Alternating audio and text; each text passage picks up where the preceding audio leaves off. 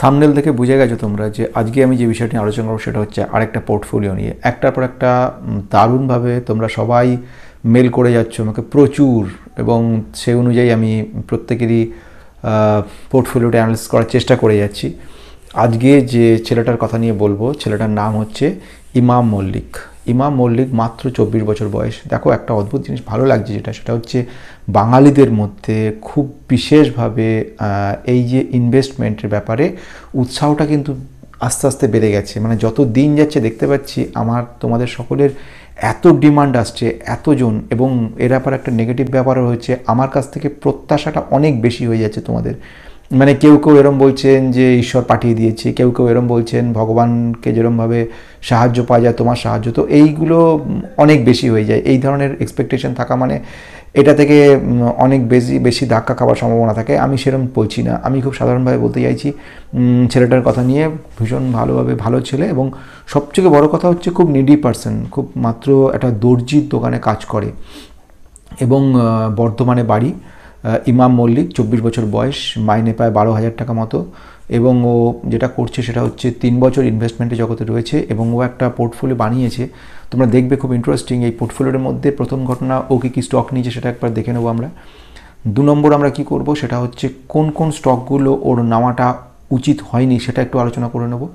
তৃতীয়ত, একটা পোর্টফোলিও যেটা সুন্দর করে না সাজালে তোমার আলটিমেটলি কিন্তু রিটার্ন পাওয়ার সম্ভাবনাটা অনেক কমে যায়। পার্টিকুলার কোনো একটা স্টক কেউ বললো, তুমি নিয়ে রেখে দিলে, সেই স্টকটা থেকে তোমার রিটার্ন যখন তুমি এক্সপেক্ট করবে হয়তো তোমার 100-200% রিটার্ন হতেই পারে, কিন্তু যখন তুমি দেখবে টোটাল ওভারঅল দেখবে তার মধ্যে অনেক রকম জঞ্জালকে ঢুকিয়ে রেখে গোটা পোর্টফোলিওটা নেগেটিভ করে দেওয়াটা একেবারেই কিন্তু কোনো বোকার মতো কাজ হবে। সুতরাং সেই কাজে আমরা যাব না। আমরা খুব সুন্দরভাবে সাজিয়ে নেবো এমনই একটা পোর্টফোলিও যেটা কিন্তু শীত, গ্রীষ্ম, বর্ষা যে কোনো ঋতুতেই কিন্তু আমাদেরকে সেফ এবং শেল্টার দিয়ে রাখবে। এমনই একটা পোর্টফোলিও আমরা ডিজাইন করে নেবো যে ধরনের অ্যাজিটেশন তৈরি হোক না কেন মার্কেটে, আমাদেরকে খুব বেশি দেখো, পড়তে শুরু করলে সবই পড়বে, কিন্তু তোমাকে একটা জায়গায় ধরে রেখে দেবে। যদি এরকম ধরনের পোর্টফোলিও আমরা তৈরি করে নিতে পারি তাহলে কিন্তু বিশাল কাজে লাগবে। তো ইমাম, তোকে আজকে বলবো, খুবই বাচ্চা একদম, কিন্তু তোর এই বয়সে তুই এত ইন্টারেস্টেড এবং সুন্দর পোর্টফোলিওটা সাজিয়েছিস। তোর আমি অনেক বড় বড় জ্ঞানীগুণী লোকের পোর্টফোলিও দেখেছি, সেখানে সাজাতে পারিনি, কিন্তু তোরটা আমি বেশ ভালো লেগেছে যে সাজানোর চেষ্টা করেছিস। ঠিক আছে, তুই একটা সেক্টরকে স্পেশালিস্ট দিচ্ছি, এটা তো স্বাভাবিক ঘটনা, যে কোনো মানুষেরই হয়। আমি যদি তোর জায়গা হতাম, এবং আমারও আজ বলে আমি এক জায়গায় পৌঁছতে পেরেছি, কিন্তু আমার যে সময়টা, তোর সময় আমি তো ভাবতেই পারিনি সেই সময়ের কথা। আমি তোরও পরে থেকে আমার শুরু হয়েছিল, এবং ঘটনা হচ্ছে এখনও আমার অনেক পোর্টফোলিওটাই যখন আমি দেখাবো দেখবে আমারটার ক্ষেত্রে প্রচুর ভুল ত্রুটি এখনও রয়েছে। আর অতীতে তো বলা যায় না এত ভুল ত্রুটি করেছি, এত ভুল ছিল আমার।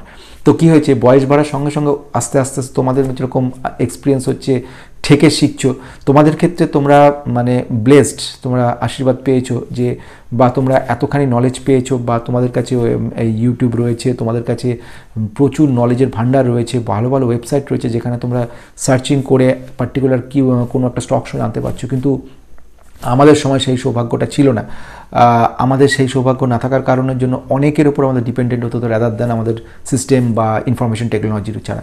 সেখানে আমাদের যে দাদারা থাকতো তাদের কাছে রিকোয়েস্ট করতে হতো, জানাতে হতো কেমন স্টকটা কেমন হতে পারে।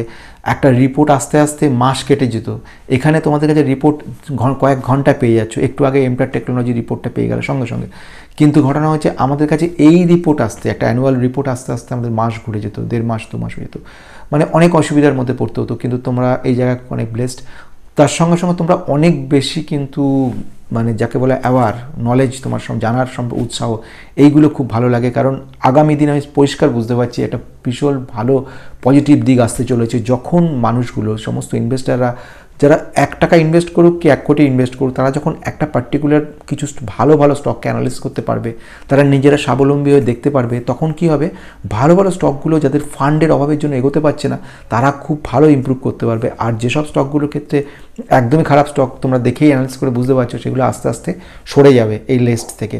ফলে আমাদের কাছে আরও বেটার জায়গায় চলে আসবে ইনভেস্টমেন্টটা। আমরা বাঙালিরা অনেক দেরিতে শুরু করেছি, কিন্তু আমরা কিন্তু বুদ্ধিমত্তার দিক থেকে যথেষ্ট এগিয়ে, এবং একটা সময় দেখবে আমরা অনেককে ছাপিয়ে চলে যাব। যে চলে আসি যে জায়গাটায়, ঘটনা যে ছেলেটা খুব নিডি পার্সন, সুন্দর পোর্টফোলিওটা সাজানো হয়েছে। একটু আমি দেখে নাও কী কী স্টকগুলো রয়েছে, তো তারপরে আসবো অ্যানালিসিস, তারপর ফাইনাল রিটার্ন কী পাওয়া যেতে পারে। বন্ধুরা, যার পোর্টফোলিওটা অ্যানালিসিস করবো ওর নাম হচ্ছে ইমাম মল্লিক। ও দর্জির দোকানে কাজ করে, বাড়ি হচ্ছে বর্ধমানে এবং লং টার্ম ইনভেস্টমেন্ট করতে চাইছে, মাসে 12,000 টাকা মতো মাইনে পায়। তো চলে এসে আমরা দেখে নিই পোর্টফোলিওটার অবস্থা।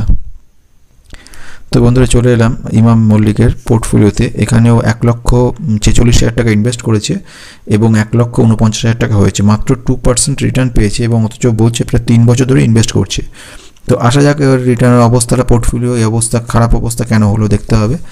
আইআরএফসিতে 156টা শেয়ার নিয়ে রেখে দিয়েছে, মানে হিউজ একটা পার্সেন্টেজ রেখেছে আইআরএফসিতে। অথচ আইআরএফসি যত ডাউন হতে শুরু করে দিয়েছে, এরপরে যা ডাউন হয়েছে আরও বেশি, এবং এখন মোস্ট প্রবাবলি ওর পোর্টফোলিওটা বোধহয় টোটালি রেড হয়ে গেছে। এখন ঘটনা যেটা সেটা হচ্ছে আইআরএফসি 156টা রেখে দিয়েছে, ব্যালেন্সিং কিছুই হয়নি। নেক্সট ওয়ান হচ্ছে ইন্ডিয়ান রিনিউয়েবল এনার্জি, মানে আইআরইডিএ।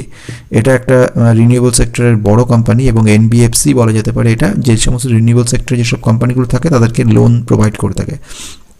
131টা কিনে রেখেছো। আমি বুঝতে পারছি ইমাম, তুই এটা অদ্ভুতভাবে, যেখানে তোর আর্থিক পরিস্থিতি এত খারাপ সেখানে তুই এরমভাবে কেন কিনে রেখেছিস, সেটা আমার কাছে খুব অবাক লাগছে। মানে এবার যদি এগুলো ডুবে যেতে থাকে, মানে কমতে থাকে আস্তে আস্তে, তো আলটিমেটলি তোর পোর্টফোলিওটা কোথায় গিয়ে দাঁড়াবে? তো এই ভিতরে তো কোনো ব্যালেন্স না। তুই একসঙ্গে কিনে রেখে দিয়েছিস, এতগুলো আইআরএফসি রেখেছিস কিংবা এতগুলো ইন্ডিয়ান রিনিউয়েবল মানে আইআরডিএ রেখেছিস, জানি না। যাই হোক, আইডিএফসি ফার্স্ট ব্যাঙ্ক এটাকে প্রায় 251 খানে কিনে রেখেছে, 20,000 টাকা মতো, যেটা ডাউন হয়ে 20,393 হয়েছে। অবশ্যই ভালো ব্যাঙ্ক, কিন্তু এতগুলো করে নেওয়াটা তোর ঠিক হয়নি। আমি যেখানে তোর যে আলটিমেটলি তোর স্যালারি এত কম বা তোর পক্ষে এত অসুবিধা হচ্ছে, সেখানে তুই এতটা এনিহাউ। নেক্সট আমি চলে পরের কথা, আইআরসিটিসি। এটাকে বলা হয় এক ধরনের মনোপলিস্টিক বিজনেস, ইন্ডিয়ান রেলওয়ে। 21টা কোয়ান্টিটি রেখে দিয়েছিস। এই কোম্পানিটা কিন্তু অবশ্যই লং টার্মে যথেষ্ট ভালো এবং ভবিষ্যতে ভালো রিটার্ন দেবে। নেক্সট আমি চলে আসবো ওর ক্ষেত্রে পরেরটা, বোরোসিল রিনিউয়েবল। এই কোম্পানিটাকে তুই রেখেছিস ইমাম, ভালো কাজ করেছিস, কিন্তু ঘটনা সেটা হচ্ছে প্রচণ্ড রিস্কি। মাঝখানে তোর অনেকটা ডাউন হয়ে গেছিলো, রিসেন্টলি আমরা দেখতে পেয়েছি বেশ কতগুলো আপার সার্কিট 2-3 বার লাগার পরে কোম্পানিটা এখন তোর মোটামুটি জায়গায়, ভালো জায়গায় চলে এসছে। তো 30খানা কোয়ান্টিটি তুই নিয়ে রেখে দিয়েছিস। ভবিষ্যতে কোম্পানিটা ফিউচারটা আছে, কিন্তু প্রচণ্ড রিস্কি, সুতরাং অনেক সময় ডাউন হয়ে যেতে পারে। কোম্পানিটা যে কাজ করে একমাত্র সারা ভারতের মধ্যে সোলার গ্লাসের ওপরে কাজ করে। মানে সোলার গ্লাস যদি বিক্রি করতে, মানে কখনো কোনো কোম্পানি যারা সোলার ইন্ডাস্ট্রিতে আসবে তারা কিন্তু এদের কাছেই ফার্স্ট আসবে, তারপরে ছোটো ছোটো কোম্পানি কাছে যাবে, কিন্তু সোলার বোরোসিল রিনিউয়েবল এই ব্যাপারে বড় কাজ করছে। নেক্সট আমি চলে যাবো ইজি মাই ট্রিপ। 200টা কোয়ান্টিটি কিনে রেখে দিয়েছিস, 10,100 টাকা ইনভেস্ট করেছিস, 10,220 হয়েছে, মানে 120 টাকা মাত্র তোর পজিটিভ জায়গায় রয়েছে। এই 200টা কোয়ান্টিটি কিনে রাখাটা মানে তোর একটা যে মেন্টালিটি রয়েছে সেটা কিন্তু একটু অন্য রকমের। এইটা ভালো ঠিক নয়। কেন বলছি, এটাকে বলা হয় যে কোনো একটাকে নেব, এত পরিমাণে নেব যেটা নিয়ে আলটিমেটলি লাভ হলে লাভ, না হলে শেষ হলে শেষ। কিন্তু এই ধরনের মানসিকতা কিন্তু তোকে, ছোটো বলের বাচ্চা তুই এখন আছিস, অল্প বয়স ঠিকঠাক আছে, খুব ভালো, কিন্তু যখন তোর বয়স আস্তে আস্তে বাড়বে, ম্যাচুরিটি বাড়বে, তখন তুই বুঝতে পারবি যে একটা দুটোতে বড় কিছু করা মানে কিন্তু বিরাট বড় কিছু করা নয়। কেন নয়, আলটিমেটলি তো আমাকে কোনো লাভ করছে না। তুই এখন ইজি মাই ট্রিপের থেকে 120 টাকা লাভ করছিস, ঠিক আছে, এর 120টা বড় কথা না, এটা তুই হয়তো 2,000, 3,000 কি মানে 20, 30, 40%, 50% হয়ে যেতে পারে। কিন্তু সঙ্গে সঙ্গে তোকে কিন্তু বাকি স্টকগুলোকে লক্ষ্য রাখতে হবে, যে সেক্টরটা যেটা পড়ছে উঠছে সেদিকে ব্যালেন্স রাখতে হবে। এনিহাউ চলে আসছি এলটি ফুডস। এই কোম্পানিটা ভালো কোম্পানি এফএম সেক্টরের, এবং আমি যেটা নর্মালি বলে থাকি, তুই আমারগুলো দেখে কিছু কিছু অ্যাড করতে হতে পারে। এনিহাউ এফএম সেক্টরের মধ্যে যেরকম আমি লার্জ ক্যাপের ক্ষেত্রে যেরকম বলতে পারি বিবিএল বা হিন্দুস্তান রেলওয়ে বা আইটিসি, সেরকমভাবে স্মল ক্যাপের ক্ষেত্রে যদি বলি সেখানে এলটি ফুডস বা হিন্দুস্তান ফুডস এগুলোর কথা বলবো। তো 52টা স্টক তুই কিনে রেখেছিস, খুব ভালো কথা। নেক্সট আমি চলে পরে, নেক্সট বন্ধুরা চলে এলাম এলটি ফুডসের পরে, সেটা হচ্ছে টাটা মোটরস ইনভেস্ট করে রেখেছে, খুব ভালো কাজ করেছে। টাটা মোটর ইনভেস্টমেন্ট যেটা ওর রয়েছে সেটা হচ্ছে 10টা মাত্র কোয়ান্টিটি কিনে রেখেছে, 9,227 টাকা ইনভেস্ট করেছে, 9,150 হয়েছে, ঠিক আছে। কোম্পানিটা লার্জ ক্যাপ কোম্পানি এবং ভবিষ্যতে খুব ভালো করবে। রিসেন্ট তোর কেনা মনে হচ্ছে, নিশ্চিন্তে রেখে দে এবং এটাই কন্টিনিউ করতে পারি। যখন ভবিষ্যতে এসআইপি করবি, আমি সেটা পরে বলে দেবো, সেখানে কিন্তু টাটা মোটরসকে রাখলে তোর রিটার্নটা ভালো আসবে। ট্রাইডেন্ট যে 120টা কোয়ান্টিটি 5,497 টাকা ছিল এবং 5,316 টাকা এখন দাঁড়িয়েছে। তো তো 100 কোটিটা কোয়ান্টিটি কিনে রেখে দিয়েছিস, খুব রিস্কি স্টক, এবং কিন্তু না বলছি না, কোম্পানিগুলো ভালো কোম্পানি। আরকন ইন্টারন্যাশনাল একবার 16টা শেয়ার কিনে রেখে দিয়েছিস, রেলওয়ে সেক্টরের একটা পায়োনিয়ার কোম্পানি, এবং এর ভবিষ্যতে কিন্তু কোম্পানিটা ভালো করবে। এনিহাও তুই এই মুহূর্তে 3600 টাকা ইনভেস্ট করেছিস, 3557 হয়ে আছে, ঠিক আছে, এটা রিসেন্ট কেনা তোর বলে মনে হচ্ছে। নেক্সট সেটা হচ্ছে টাটা পাওয়ার। টাটা পাওয়ার একটা খুব ভালো ডিস্ট্রিবিউশন, ম্যানুফ্যাকচারিং এবং যেটা কাজ করে সেটা হচ্ছে ডিস্ট্রিবিউশনে কাজ করছে, তার সঙ্গে সঙ্গে কিন্তু ট্রান্সমিশনের কাজও করছে। এটা কি কাজ করে? টাটা সেটা পাওয়ার ডিস্ট্রিবিউশনে কাজ করে। পাওয়ার ডিস্ট্রিবিউশন এবং ট্রান্সমিশন যে ব্যাপারটা সেটা হচ্ছে দেখে, শুধু এটা দেখে না, এছাড়া ইভি সেক্টরের ক্ষেত্রে যে সমস্ত চার্জিং স্টেশন যেগুলো ইনভলভ করা হচ্ছে, চার্জিং ইনস্টল করা হচ্ছে, এই টাটা পাওয়ার কিন্তু আমাদের অগ্রণী ভূমিকা গ্রহণ করছে। শুধু তাই নয়, রিনিউয়েবল সেক্টরে সোলার যে কাজকর্ম, solar installation, solar panel installation, যেগুলো সমস্ত গ্রাউন্ড মাউন্ট ইনস্টলেশন সমস্তগুলো কিন্তু টাটা পাওয়ার করছে। মানে সোলার সেক্টরের যে ইম্প্রুভমেন্ট হলে এদের ইম্প্রুভমেন্ট লং রানের জন্য সব কোম্পানি খুব ভালো। 8টা মাত্র শেয়ার রেখেছিস, ভবিষ্যতে সুযোগ পেলে এটা বাড়াবি।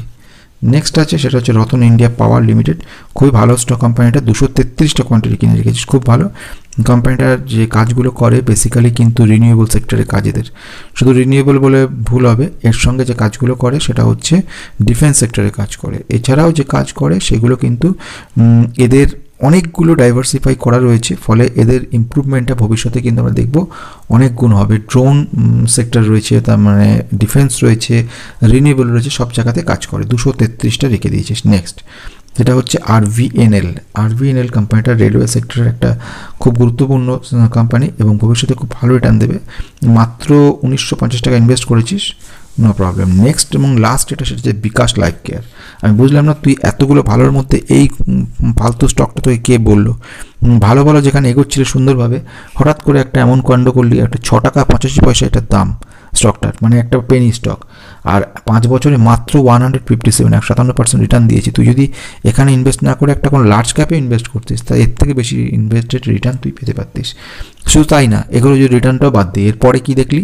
রিটার্ন অন ক্যাপিটাল এমপ্লয়েড, যেটা আমাদের ফান্ডামেন্টালি খুব প্রয়োজনীয় বস্তু, সেটা -6।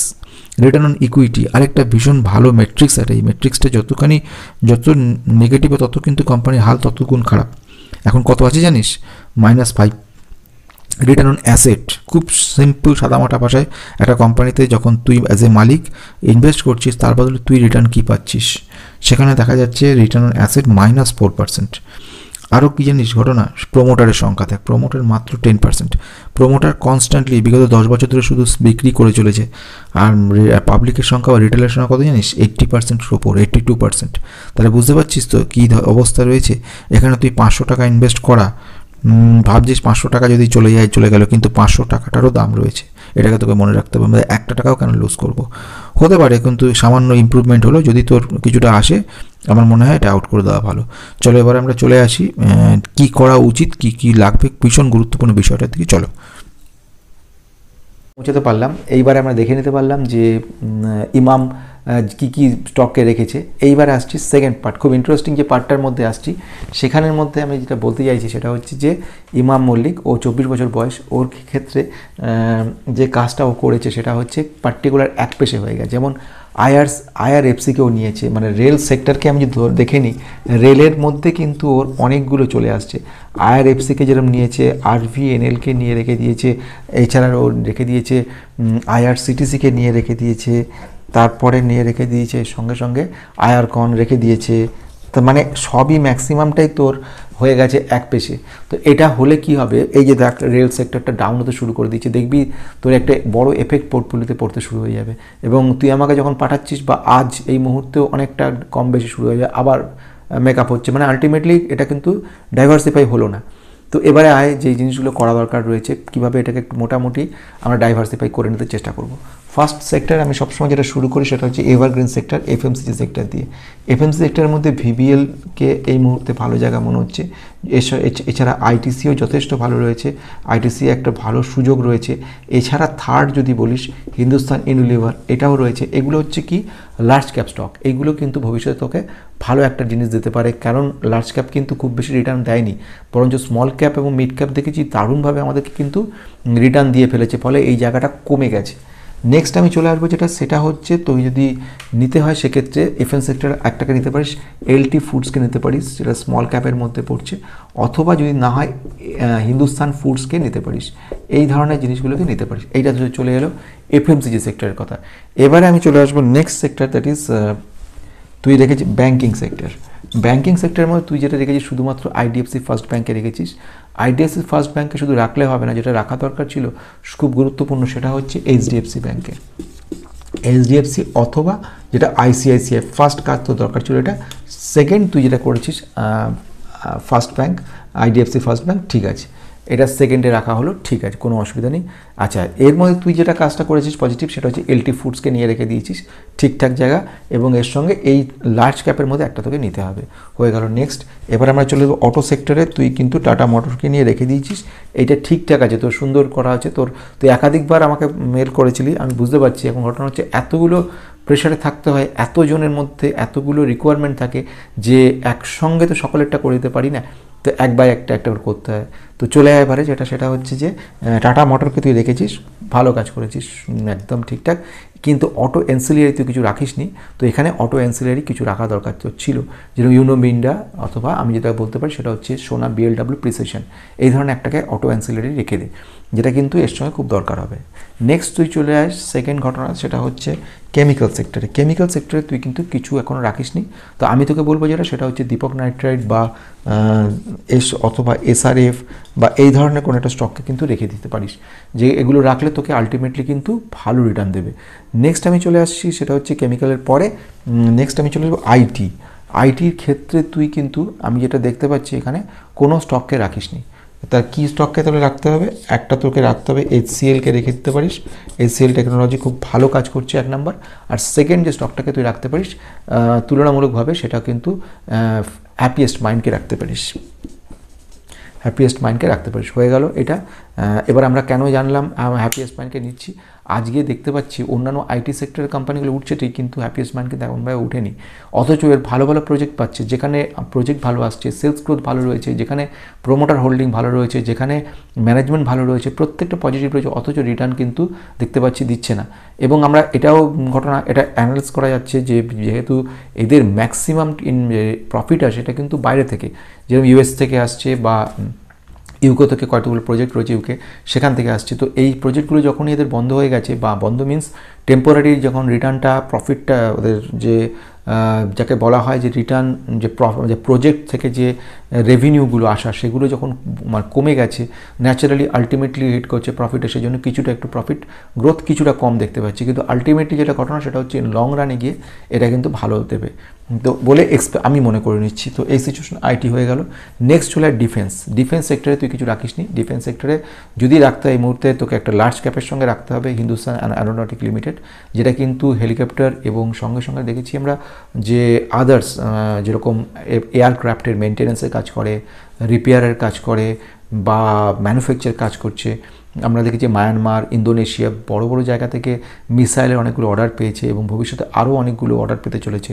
আমরা জেনেছি সেটা হচ্ছে আমেরিকার সঙ্গেও হয়তো হাত মেলা মিলিয়েছে, এবং কতগুলো অর্ডার সেখানেও রয়েছে, তারা একসঙ্গে মিলে কাজ করবে সেখানে, এবং ইন ফিউচারে আরও কতগুলো জায়গা থেকে কথাবার্তা চলছে। এবং যেটা আমরা দেখেছিলাম G20 সামিটে এদের একটা বড় ধরনের অর্ডার পেয়েছিল, এবং তার পরবর্তীকালে আমরা দেখতে পাচ্ছি যে আলটিমেটলি কিন্তু ডিফেন্স সেক্টরটা খুব স্ট্রং হতে চলেছে। বাজেটেও কিন্তু আমরা এ নিয়ে আলোচনা করেছি যে ডিফেন্স সেক্টর ভালো রাখতে চলেছে। সুতরাং ডিফেন্স সেক্টরের ক্ষেত্রে Hindustan aeronautic limited large cap হিসেবে আমার মনে হচ্ছে ভালো। নেক্সট যেটা বলতে পারি সেটা হচ্ছে এই মুহূর্তে সেটা কিন্তু যে আমি স্মল ক্যাপ হিসেবে যদি বলতে চাই, সেখানে কিন্তু এই মুহূর্তে আমি তোকে বলছি এইটাকে একটু স্টপ রাখ। কেন আমি এমটারের কথাই তোকে বলতাম। এমটার টেকনোলজির কালকে যখন আমাদের এটা আসবে রিপোর্ট, মানে কালকে যখন আজকের যে রেজাল্টটা খুব একটা ভালো আসেনি, তো কালকে আমরা এর ইম্প্যাক্টটা দেখতে পারবো। তো দু একটা দিন পরে তোকে আমি মেল করে জানাবো ইমাম যে এমটারের ক্ষেত্রে কী করা যেতে পারে, না করা যেতে পারে। তো এখন একটু হোল্ড করতে হবে। ফাইন, নেক্সট চলে আসো। তাহলে আমরা বুঝে গেলাম ডিফেন্সও কাজও হয়ে গেল। এইগুলো হওয়ার পরে তোর কাছে যেগুলো পড়ে রয়েছে সেগুলো নিয়ে একটু আলোচনা দরকার।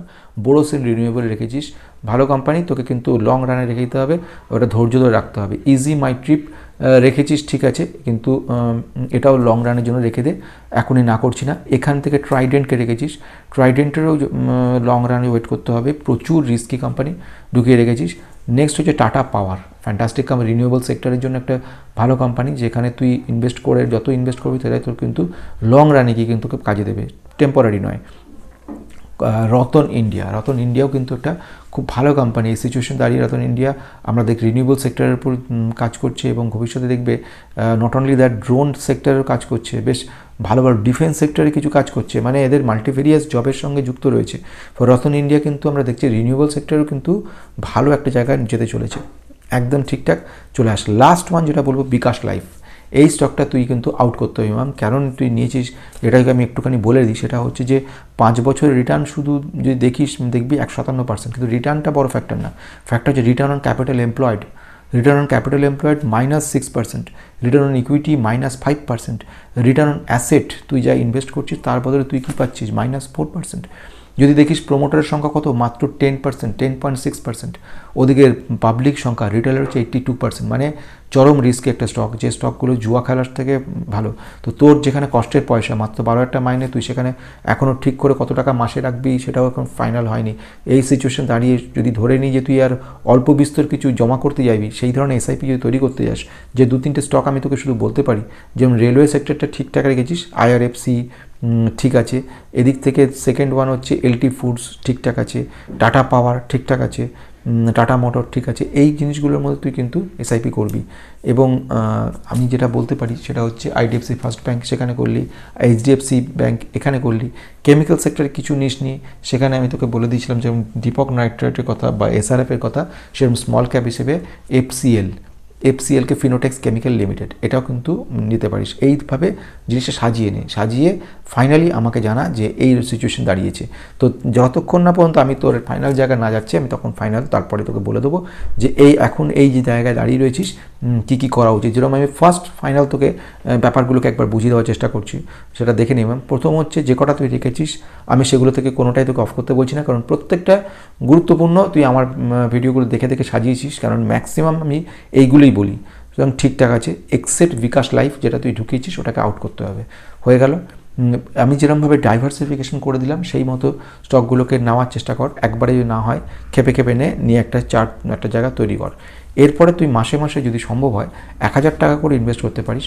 সেক্ষেত্রে আমি তোকে বলবো যে টাটা পাওয়ারে তুই ইনভেস্ট করছিস 1 নাম্বার, সেকেন্ড ওয়ান হচ্ছে এলটি ফুডসে ইনভেস্ট করছিস তুই, আর যদি সম্ভব হয় থার্ড ওয়ান যদি হয় সেক্ষেত্রে হচ্ছে আরভিএনএলে ইনভেস্ট করছিস এরমভাবে। আর যদি তোর কাছে টাকাটা অন্তত 2,000 টাকা কি 3,000 টাকা মিনিমাম এখন না পারলে পরে পাবি, তাহলে আমি তোকে বলবো একটু কনসেন্ট্রেট করার চেষ্টা কর লার্জ ক্যাপগুলোর দিকে, কারণ লার্জ ক্যাপগুলো ইম্প্রুভমেন্ট হওয়ার সময় বেশি। যে ব্যাঙ্কিং ক্ষেত্রে এইচডিএফসি ব্যাঙ্ক মোটামুটি 1,600 টাকার মধ্যে পেতে পারিস, অথবা তুই যদি লার্জ ক্যাপে আইআরসিটিসি দেখিস সেখানে 600-700 টাকার মধ্যে আছে, সেটাতে কন্টিনিউ করে যেতে পারিস। টাটা মোটরসে কন্টিনিউ করে যেতে পারিস। এই ধরনের লার্জ ক্যাপ, টাটা পাওয়ারের এটাও লার্জ ক্যাপ কোম্পানি, এখানে তুই ইনভেস্ট করতে পারিস। এইভাবে ইনভেস্টমেন্টটা বাড়িয়ে চলো। তো এইগুলো হয়ে গেল তোমার ব্যাপার। তুমি এবারে তুই এইটা তৈরি করে আমাকে একটা মেল করবি।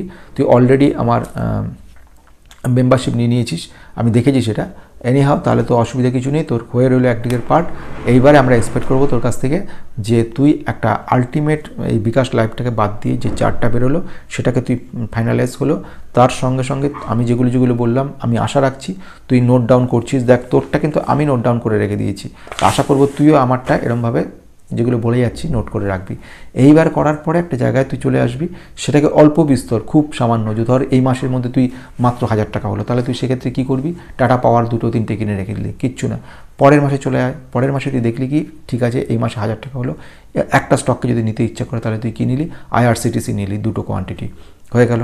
থার্ড মাসে চলে এলি, তখন কি দেখলি এলটি ফুডসটা নেওয়ার মতো সিচুয়েশন আছে, নিয়ে নিলি। ফোর্থ মান্থেই দেখলি 2-3 হাজার টাকা জড়ো হয়েছে, তখন কি করলি, এইচডিএফসি ব্যাঙ্ক একটা নিয়ে রেখে দিলি, তারপর দীপক নাইট্রেটকে একটা নিয়ে রেখে দিলি, কিংবা ভিবিএলকে রাখলি। এরমভাবে তুই রাখ, আইটিসিকে ইমিডিয়েটলি যদি পারিস কিছু কিছু করে অ্যাড করতে থাক, এরমভাবে একটা সুন্দর করে বানিয়ে ফেল, বানিয়ে আমাকে একটা ফাইনাল করে দে।